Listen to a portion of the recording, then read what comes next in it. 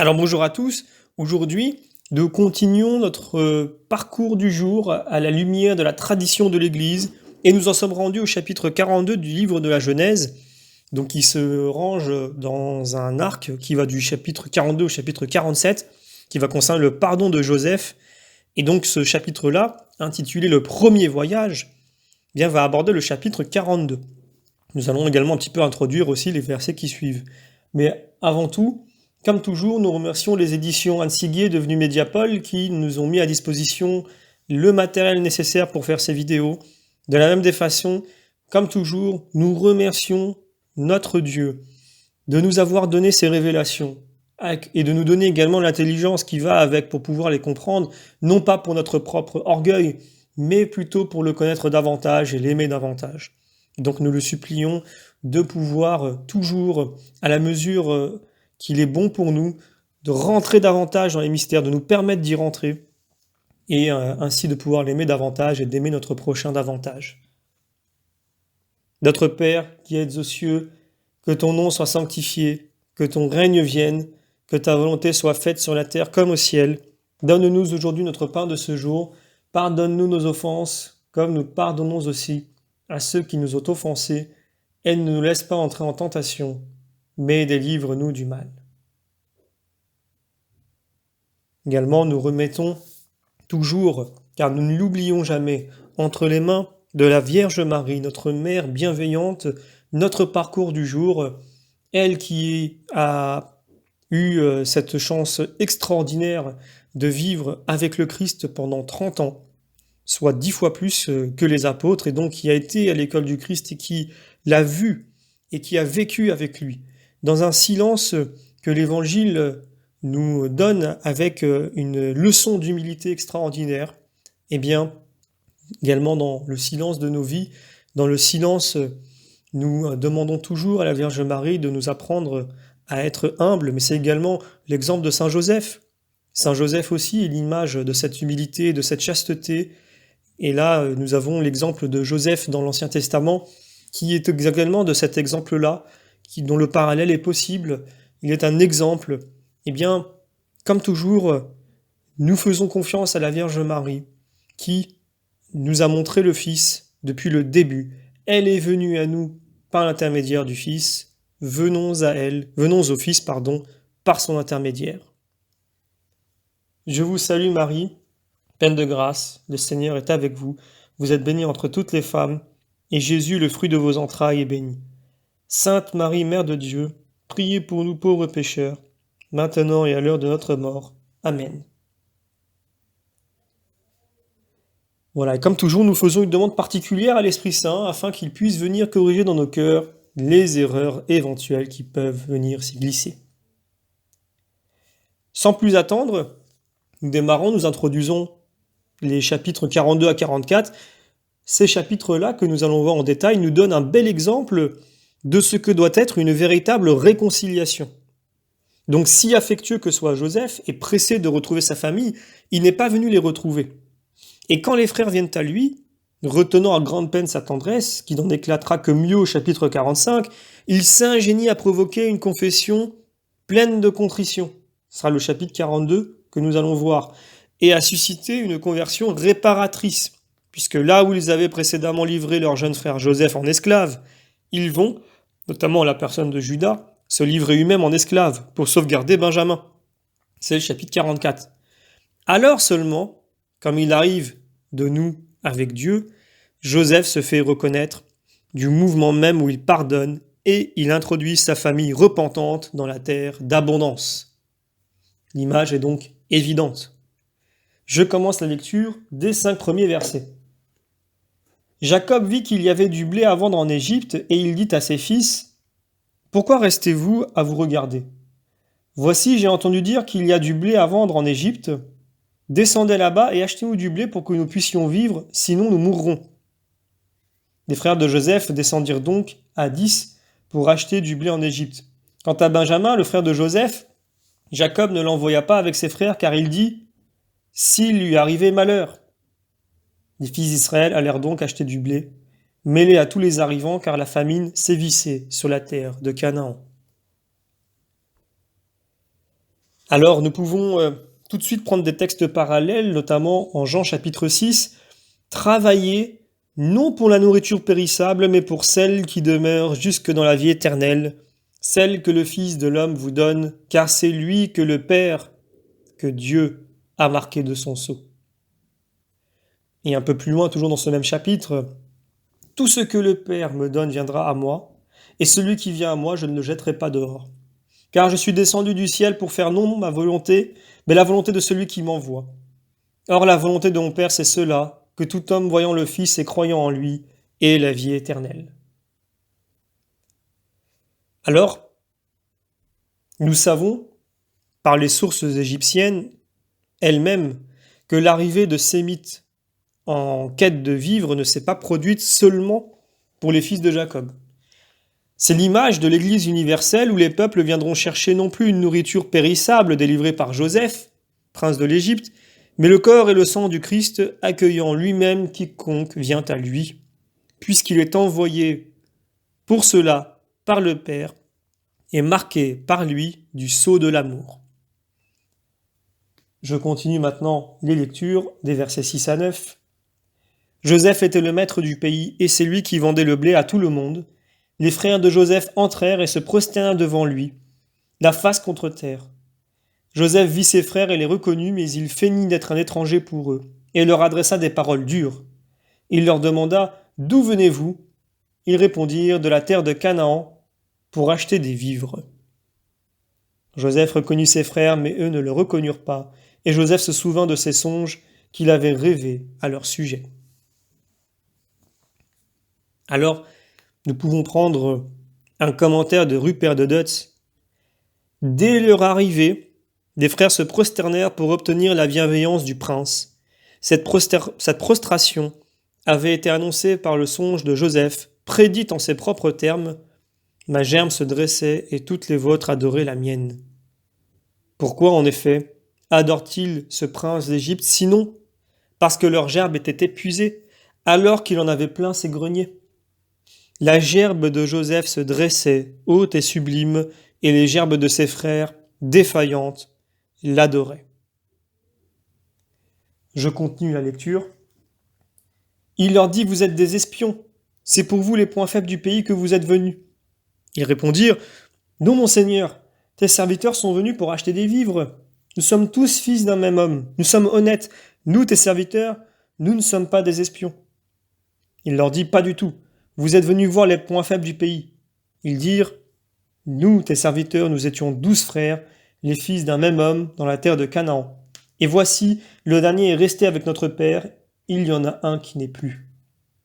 Joseph leur répondit, je vous l'ai dit, vous êtes des espions, vous serez mis à l'épreuve. Par la vie de Pharaon, vous ne sortirez pas d'ici que votre jeune frère ne soit venu. Envoyez l'un de vous chercher votre frère et vous restez prisonniers. Vos paroles donneront la preuve que la vérité est avec vous ou non. Par la vie de Pharaon, vous êtes des espions. Et Joseph les envoya en prison pour 3 jours. Alors au sujet de « envoyer chercher votre jeune frère », voici le commentaire de saint Cyril d'Alexandrie. Joseph ne veut pas revoir ses frères sans Benjamin. Benjamin est le type du peuple nouveau. Dans les derniers temps, Israël reviendra dans un même esprit avec lui, et le Christ les recevra dans sa maison, c'est-à-dire dans son Église. Car l'héritage que nous espérons ne nous sera pas donné sans que les saints patriarches soient avec nous. Comme le dit saint Paul, ceux qui sont morts dans la foi n'ont pas reçu l'accomplissement des promesses, car Dieu voulait qu'ils n'arrivent pas à l'achèvement sans nous. Et maintenant, c'est nous qui attendons mon Père, afin que nous n'arrivons pas sans eux à l'accomplissement. Cet héritage du royaume des cieux, qui dépasse toute chose humaine, nous le recevrons ensemble avec tous les saints pères. Voilà, et donc je continue avec les versets 17 à 18, j'avais lu le verset 17. Et Joseph les envoyant en prison donc pour 3 jours. Le 3e jour, Joseph leur dit, « Faites ceci et vous vivrez, je crains Dieu. » Alors, en prison pour 3 jours, donc toujours ce nombre de 3, comme pour Joseph lui-même et ses compagnons de prison, et donc comme pour la résurrection du Christ. Nous y voyons évidemment le parallèle. Je lis maintenant les versets suivants. Si vous êtes sincères, que l'un de vos frères reste enfermé dans la prison où vous êtes venus, et vous allez emporter du blé pour vos familles qui ont faim, et ramenez-moi votre jeune frère afin que la vérité de vos paroles soit prouvée, et vous ne mourrez pas. Ils firent ainsi, et ils se disaient l'un à l'autre, nous expions la désolation de notre frère, car nous avons vu l'angoisse de son âme quand il nous suppliait, et nous ne l'avons pas écouté, et c'est pour cela que vient sur nous notre angoisse. Et Ruben, ne vous l'ai-je pas dit? Ne péchez pas contre l'enfant, mais vous ne m'avez pas écouté, et voici que maintenant on nous redemande son sang. Il ne savait pas que Joseph comprenait, car il y avait entre eux un interprète. Il s'éloigna d'eux et pleura, puis il revint vers eux et leur parla. Il prit parmi eux Siméon et le fit enchaîner sous leurs yeux. Alors, nous pouvons prendre un texte parallèle, 2 Corinthiens chapitre 7. Même si je vous ai attristé par ma lettre, je ne le regrette pas. Ou si je l'ai pourtant regretté, car je vois que cette lettre vous a contristé, ne fût-ce qu'un moment. Je me réjouis maintenant non pas de votre tristesse, mais de ce que cette tristesse est retournée en pénitence. Car vous avez été triste selon Dieu, de sorte que nous ne vous avons causé aucun dommage.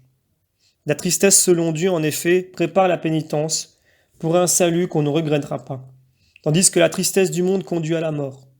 Voyez, ce seul fait d'être triste selon Dieu, quel zèle il vous a donné, quelle justification, quelle indignation, quelle crainte, quelle ardeur, quelle émulation, quelle réparation.